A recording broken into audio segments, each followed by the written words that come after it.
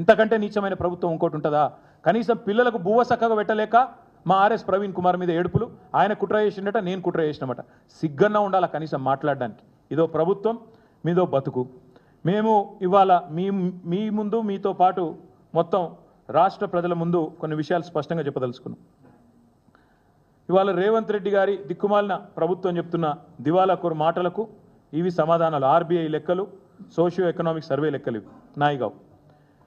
మేము 10 ఏళ్లలో ఏం చేసినాం అంటాడు. తెలంగాణ 10 ఏళ్లలో కేసీఆర్ ఏం చేసిండు? ఈ సన్నాసి మాటలు మాట్లాడేది.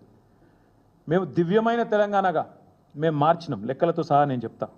10 ఏళ్ల ప్రస్థానంలో స్వరాష్ట్రంగా మారడమే కాదు, అసలు వీళ్ళకు పరిపాలన వస్తుందా, తెలంగాణలోకి అంత సీనుందా అని మాట్లాడిన వాళ్ళందరూ నోర్లు ముయించే విధంగా ప్రగతి శిఖరాలను అందుకున్నది తెలంగాణ కేసీఆర్ గారి నాయకత్వంలో. విఫల రాష్ట్రం అవుతుందని చెప్పి పిల్లి శాపాలు పెట్టిన సన్నాసుల నోర్లు